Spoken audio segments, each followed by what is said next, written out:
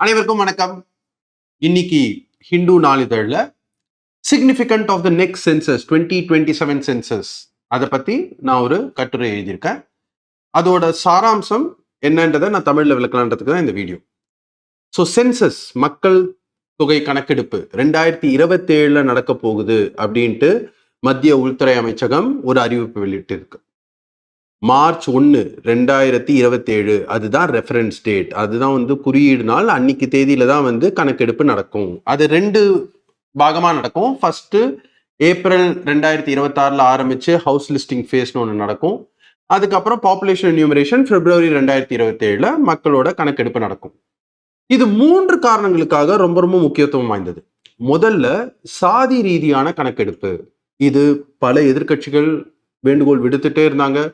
பல ஸ்டேட்ஸ்ல அவங்களே state கவர்மெண்டே survey எல்லாம் பண்ணாங்க. ஃபைனலா மத்திய அரசாங்கம் சரி சாதி ரீதியான கணக்கெடுப்பை நாங்க எடுக்கிறோம் அப்படின்ட்டு முடிவு பண்ணி அதை இதுல இன்க்ளூட் பண்றோம் அப்படின்னு சொல்லியிருக்காங்க. 1931 தான் கடைசி முறையா சாதி ரீதியான கணக்கெடுப்பு நடந்தது. இது ரொம்ப முக்கியமான ஒரு விஷயம். ஏன்னா பிற்படுத்தப்பட்ட மக்கள், இதுக்கு முன்னால பழங்குடியினர், பட்டியலினத்தவர், schedule tribe and schedule caste, அது மட்டும்தான் சென்சஸ்ல லிஸ்ட் பண்ணுவோம்.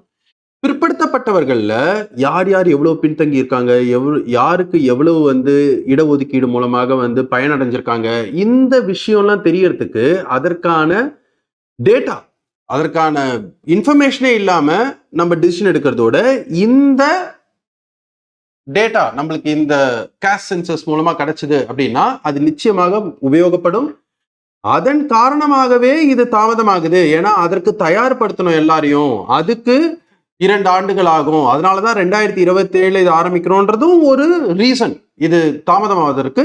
ஆனா அந்த ரீசன் ஒரு வேலிட் ரீசன். ஏன்னா இது அவசர அவசரமா செஞ்சுட்டு அதுக்கப்புறம் அந்த டேட்டாவை யூஸ் பண்ணாமே இல்லாம போறதுக்கு அது ஒழுங்கா அதை ட்ரெயின் பண்ணி பண்றதுன்றது ரொம்ப முக்கியமான விஷயம். Which is fine. ஆனா பிரச்சனை எங்க வருது? அரசியலமைப்பு என்ன சொல்லுதுன்னா 2026க்கு பிறகு செய்யப்படும் முதல் மக்கள் தொகை கணக்கெடுப்பின் அடிப்படையில மக்களவைக்கான இடங்கள் நிர்ணயிக்கப்படும் அப்படின்னு சொல்லுது.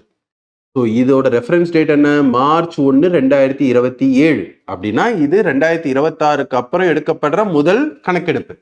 அப்போ இந்த பாப்புலேஷன் டேட்டாவை வச்சு மக்களவையில சீட்டுகளை இன்க்ரீஸ் பண்ணாங்க அப்படின்னா, வெறும் பாப்புலேஷன் ஜனத்தொகையை மேஸ் பண்ணி மாத்திரம் பண்ணாங்கன்னா வட இந்தியாவில் இருக்கிற பெரிய மாநிலங்களுக்கு அதிக தொகுதிகளும், தென்னிந்தியாவில் இருக்கிற மாநிலங்கள், வட இந்தியாவில் இருக்கிற சிறிய மாநிலங்கள், பஞ்சாப், உத்தராகண்ட், இமாச்சல் பிரதேஷ் போன்ற மாநிலங்கள், வட கிழக்குல இருக்கிற மாநிலங்கள், இவங்களுக்குலாம் அவங்களுடைய அரசியல் இம்பார்ட்டன்ஸ், வெயிட்டேஜ் குறைஞ்சு போயிடும். ஏன்னா நம்பர் ஆஃப் சீட்ஸ் ஜனத்தொகை ஜாஸ்தி ஆகாததுனால, ப்ரொபோர்ஷனேட்டா அவ்வளோ ஜாஸ்தி ஆகாததுனால இன்க்ரீஸும் அவ்வளோ இருக்காது. அதனாலதான் நம்ம தமிழ்நாடு முதல்வர் கூட பல கட்சிகள் பல முதல்வர்களை கூப்பிட்டு ஒரு மீட்டிங்லாம் போட்டு இதை அடுத்த 25 வருஷத்துக்கு அடுத்த 30 வருஷத்துக்கு இதை மாற்றவே கூடாது அப்படின்லாம் தீர்மானம் நிறைவேற்றினாங்க.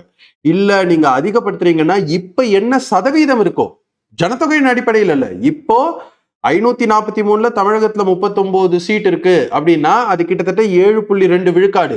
அதே சதவீதம் இன்க்ரீஸ் பண்ணதுலயும் இருக்கணும் அப்படின்றது இன்னொரு கோரிக்கை. ஸோ இதுல எல்லா மாநிலங்களுக்கும் ஒற்றை கருத்துடன் ஒன்று சமரசமா இதை தீர்வு காண்பதற்கு டைம் ஆகும். ஸோ அதனால இந்த கணக்கெடுப்பின் அடிப்படையில், இந்த மக்கள் தொகை கணக்கெடுப்பின் அடிப்படையில் 2029 நடக்கவிருக்கின்ற மக்களவை பாராளுமன்ற தேர்தலுக்கு நம்பர் ஆஃப் சீட்ஸை மாற்றக்கூடாது. இது என்னுடைய கருத்து. அது 2034 தேர்தலுக்கு முன்னால அதை எல்லாரும் ஒத்துக்கொள்ளும்படி ஒண்ணு நம்ம மாத்தி அமைச்சுக்கலாம். ஆனா பெண்களுக்கான இடஒதுக்கீடு 3வது முக்கியமான விஷயம். இந்த சென்சஸோட லிங்க் ஆனது பெண்களுக்கு 1/3 ரிசர்வேஷன், 3 பங்கு பெண்களுக்கான இடம். அதுவும் அரசியலமைப்பு இப்ப ரீசெண்டா 2023 செஞ்ச அரசியலமைப்பு என்ன சொல்லுது? இதுக்கு அப்புறம் நடக்கிற முதல் மக்கள் தொகை கணக்கெடுப்பின் அடிப்படையில அந்த பெண்களுக்கான இடங்கள் ஒதுக்கப்படும். அதுக்கு இந்த 2027க்கான மக்கள் தொகை கணக்கெடுப்பின் அடிப்படையில 1/3 சீட்ஸை பெண்களுக்கு ரிசர்வ் பண்ணி கண்டிப்பா அதை 2029 எலெக்ஷன்ல இருந்து நடைமுறைப்படுத்தணும். இதுதான் இந்த ஆர்டிகிளோட சம்மரி. தேங்க்யூ.